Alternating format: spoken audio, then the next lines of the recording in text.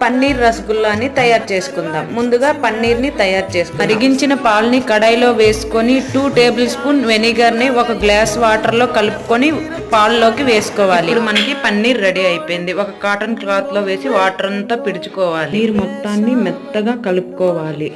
కలుపుకున్నాక 1 spoon cornflour వేసి మళ్ళీ కలుపుకొని ఇలా రౌండ్ బాల్స్ని తయారు చేసుకోవాలి. ఇప్పుడు కడాయిలోకి 1 కప్పు పంచదారని తీసుకొని 1.5 కప్పు వాటర్ని యాడ్ చేసుకొని ఇలా సిరప్లా తయారు చేసుకోవాలి. ఇలా హీట్ ఎక్కాక ఒక బాల్ వేసి చెక్ చేసుకోవాలి. చెక్ చేసుకున్నాక మొత్తం రసగుల్లాలని వేసి బాగా ఉడికించుకోవాలి. ఇలా ఉడికించుకుంటూ మధ్యలో కలుపుతూ ఉండాలి. షుగర్ సిరప్ బాగా పట్టేంత వరకు రసగుల్లాని ఉంచుకోవాలి. కొంచెం వాటర్ యాడ్ చేసుకోండి. ఇలా వాటర్ యాడ్ చేసుకోవడం వల్ల రసగుల్లాలు అనేవి ఇంకా స్మూత్గా వస్తాయి.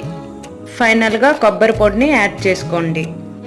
Thank you. Subscribe to my channel. Bye bye.